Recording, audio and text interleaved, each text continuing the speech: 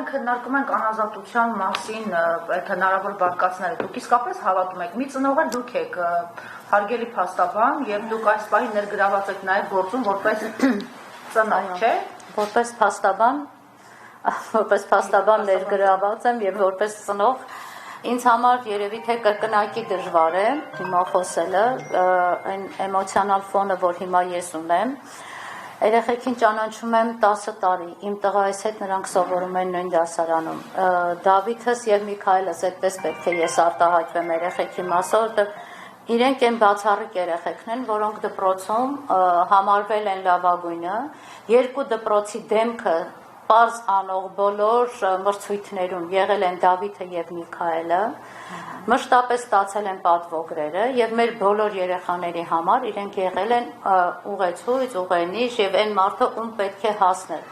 Ես նույնպես տղա երեխայի մայր եմ, միշտ իմ ծնողական խորհուրդը եղել է նմանվի Դավիթին Միքայելին, որտեղ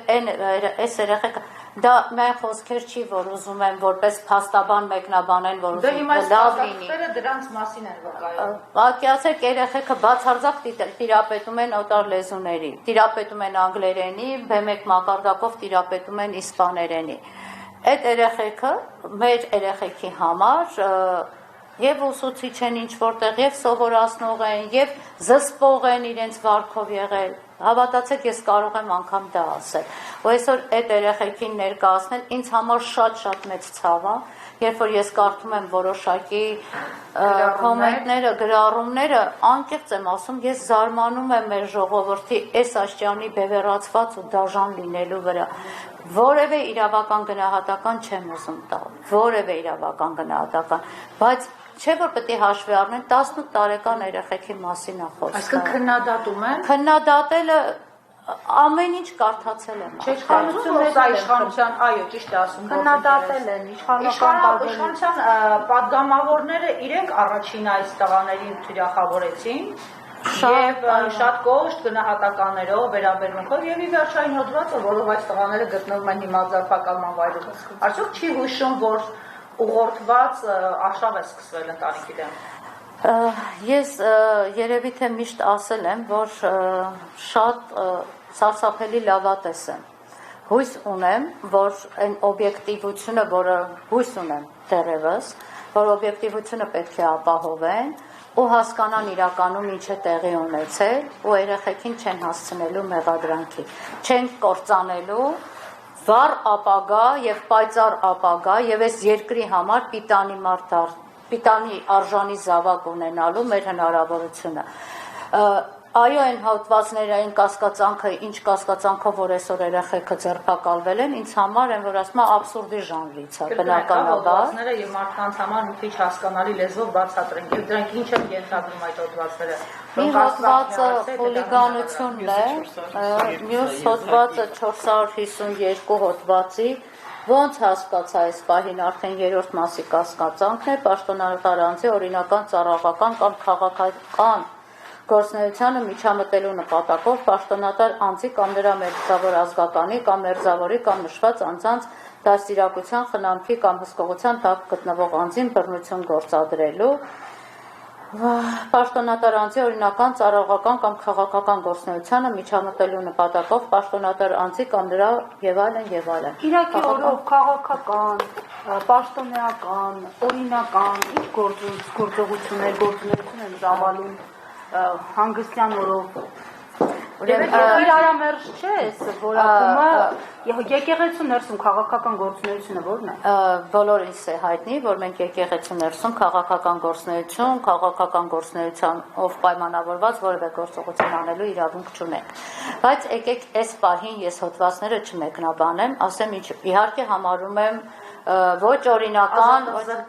ազատազրկման սահմանը ուզած ասեք, 2-ից 5 տարի։ 2-ից 5 տարի։ Մյուս հոդվածները առաջադրության երեխաները պիտի այսպես մի հատ պատահական միջադեպով հայտնվեն վերջում։ Այլընտրանքային պատիժներ են նախատեսում։ Ես չեմ ուզում դրա մասին խոսեմ, ասեմ ինչի, որտեղ հույս ունեմ, որ ի վերջո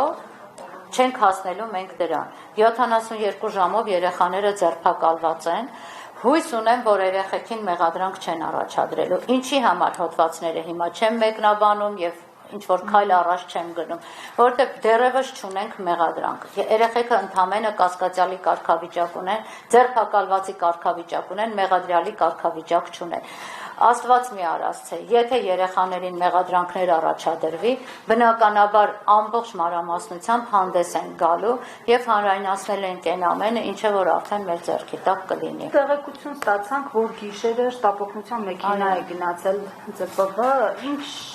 խնդիր կա տղաների հետ կապված։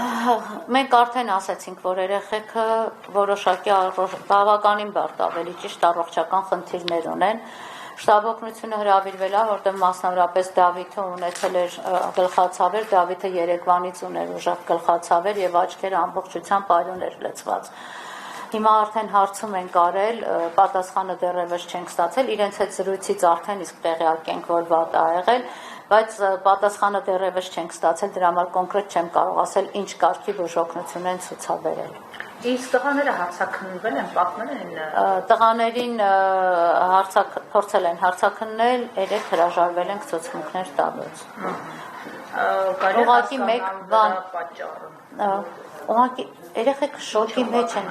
պատկերացրեք դուք իրենց տեսնում եք, սենց հաղթանդամ տղաներ, չէ, բայց ընդամենը 18 տարեկան են, դեկտեմբերին են դարձել 18 տարեկան, իրանք երևի ամբողջությամբ այդ երեխեքը չէին էլ ընկալում իրանց հետ ինչա կատարվում։ Ինչու են երկու եղբորը տարել, եթե միջադեպը ըստ էության մեկի հետ է ծագել, ինչու են երկու եղբայրները ԶՊՎ-ում գտնվում, եւ ինչու մի քանի ժամ անց ձերբակալվում է երրորդ մարդը, Գևորգը, որին ես հանդիպել եմ, եւ այդ մարդը չգիտեր, որ ինքը պիտի ձերբակալվի, մենք բակում քննարկում ենք, զրուցում ենք, մենք տեղափոխվում ենք ամեն մեկս մեր տուն, տեղեկանում որ մի քանի ժամ հետո Գևորգին են ձերբակալել։ Գևորգը փաստորեն քաղաքացի է, որպես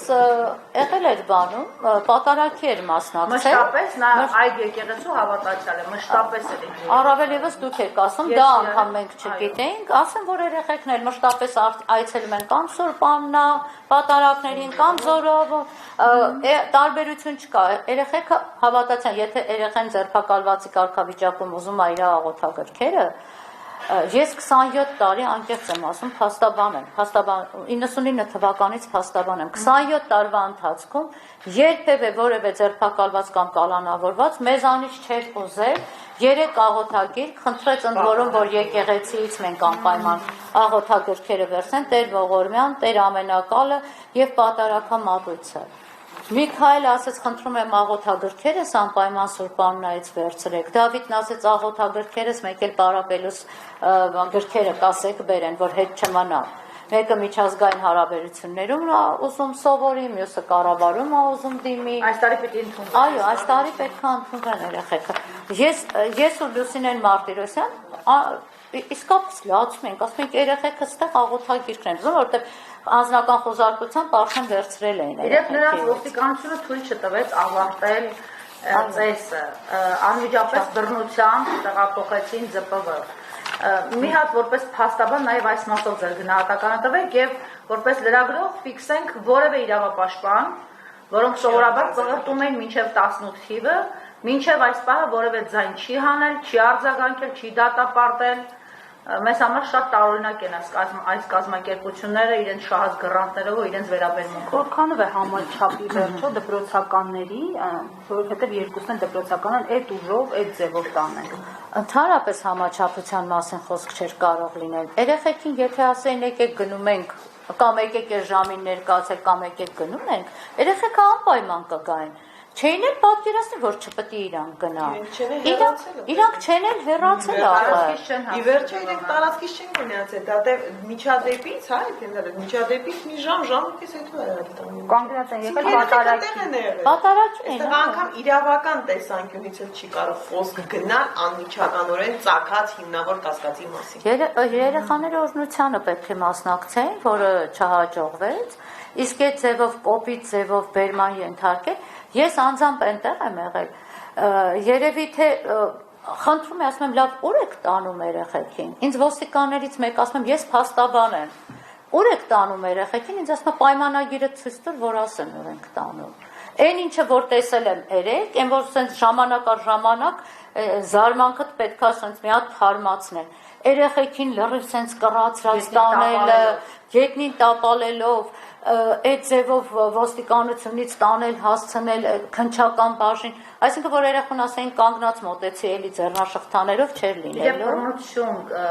Բռնության բաներ նկատել եք,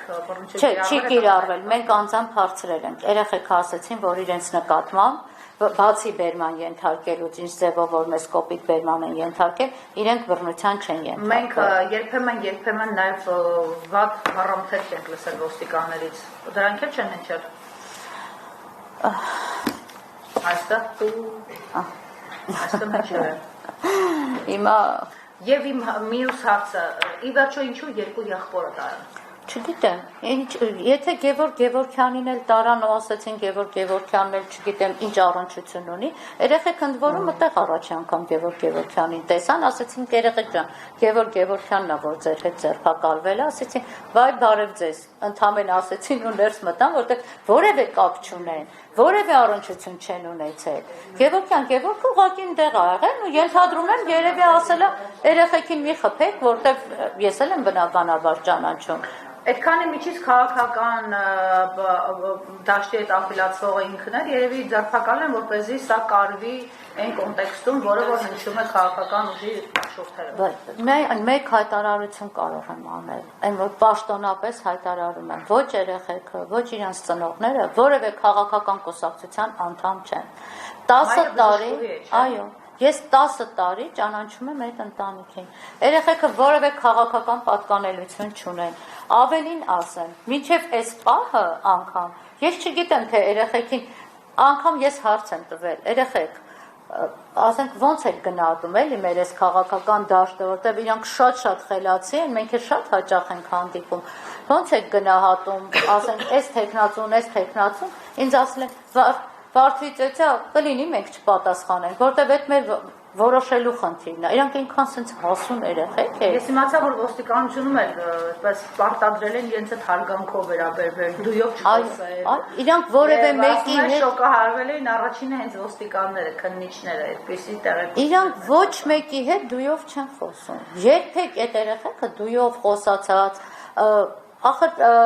մի քիչ հիմա անգամ չեմ կարող նկարագրել այս երեխեքի դաստիարակության Լավ, ենթադրենք դաստիարակությունը մի կողմ մենք ճիշտ է անդադ պնդում ենք եւ գիտենք, վստահեցնում ենք, որ քաղաքական բան չեն ունեցել, բայց նույնիսկ եթե ի վերջո քաղաքականությունը ինքը երեք մտել է եկեղեցի եւ հայտարարել է մինչ այդ որ ես քարոզարշավ եմ անում շաբաթ կիրակիներին, քաղաքականությունը իր ոտքով մտել է եկեղեցի։ Այո, իրենց ոտքով մտել են եկեղեցի, բայց երեխեքը չեն եղել այդ քաղաքականության մեջ։ Ուներ քաղաքական Հայաստան։ Դրա համար մենք բռնենք մարդկանց տանը։ Դե եթե հանկարծ էդ էլ լիներ, ուրեմն այս մայրն էլ կալանավորված սերբակալված կլիներ, էլի փաստորեն։ Ենթադրում եմ, որ այդպես կլիներ։ Հիմա ինչ ասեմ, պատասխան ես անկից ես պատասխան։ Քաղաքական Հայաստանը դրանք մեր ընտրությունն են, ով իրավունք ունի սահմանադրական իրավունքի հանդեպ ոտնձգություններ ունենա։ Շատ լավ։ Եվ հետո հարկադրաբար սիրում են քաղաքական ուժին, չգիտեմ։ Կամ հարկադրաբար աղոթում են ինչ-որ պատարակների, բայց հարկադրաբար դժվար սիրեն։ Հիմա փաստորեն մենք ունենք են, ինչու ունենք ձերբակալված 2-18 տարեկան պայծառ երեխեք։ Սրանք բնութագրերն են իմ եւ Զարայի առջև դրված երկու դպրոցների տնօրինությունից։ Չէ, երկու դպրոցների տնօրինությունից չի։ Ուրեմն ես դες նաեւ ասեմ, որ իմ տղաս սովորում է նաեւ միջնակարգ դպրոցում են իրար հետ սովորել, նաեւ ավագ դպրոցում են իրար հետ հիմա սովորում։ Սա միջնակարգ դպրոցից տնօրենից եւ դասղեկից արդեն ստացել ենք միջնակարգ դպրոցի, որը որ արդեն ավարտել են երեխեքը, տնօրենի եւ դասղեկի բնութագրերն էին, իսկ ավագ դպրոցին արդեն խնդրել ենք, հարցում ենք արել, որպեսզի պատասխանեն, բնութագրեն երեխեքին, դեռևս պատասխանը չենք ստացել, ու հույսով եմ կստանանք պատասխանը։ Մի ճշգրտում, էլի հիմա այս փուլից հետո ինչ է սպասվում քնչական պիտի տանեն, որ պիտի տանեն։ Սպասում ենք, որ քնչականից տեղեկություն տան մեզ, թե երբ են հրավիրելու, այսինքն երբ ենք ներկայանալու, երբ են պատրաստվում գործողության։ Կարծում եմ դա արդեն լինելու է կամ մեղադրանք են ներկայացնելու կամ չեն ներկայացնելու։ Ինչ է սպա, այսինքն առերեսում է լինելու, հարցաքննություն է լինելու, ինչ է լինելու։ Եթե մեղադրանք ներկայացրեցին, կներկայացնեն մեղադրանքը, դրանից կհետևի նաև հարցաքննությունը։ Դե եթե ոչ Ամեն դեպքում դուք լավ Ռեժիմով դեռ 72 ժամի ռեժիմն է, բայց ասում եմ ներկայացրել է իր միջնորդությունը, որ անհապաղ ազատացել։ Իդեպ Գևորգը ազատ արձակվել է թե ոչ։ Ինտերեկությունների ոչ։ Հաշվառելով, որ դպրոցականների նկատմամբ այս անհամաչափ վերման ենթարկելը, կալանավորվելը, ուժ կիրառելը տեղի ունեցել, արդյոք պատրաստում եք նաև միջազգային Հայաստանում թե գործող միջազգային կառույցների դիմել այս դրվագի վրա շեշտադրում անելով, որովհետև տեսնում ենք այն տարբեր միջազգային կառույցներ պարբերաբար գովեստի խոսքերով են խոսում ոստիկանության իրավապահ համակարգի մասին։ Միանշանակ պատրաստում ենք, այստեղ մենք առաջի օրվանից նաև ես այսօր առավոտյան էլ անդրադարձ կատարեցի մեր երկրորդ գործող մարդու իրավունքների պաշտպան գրասենյակին, մենք երեքնես միջադեպ ունեցանք, որովհետև դրա համար ասում եմ միջազգային կառույցների այսօր այցելել են երեխեքին։ Այսօր այցելել են երեխաներին, բայց մեկնանձամբ թե Չէ, աշխատակազմից են այցելել։ Արագարձական Բայց կոնկրետ օրինակ մենք երեք ունեցանք խնդիր։ Այսինքն մենք երեք ունեցանք խնդիր, նաև իրավական հետևանքներով խնդիր, որովհետև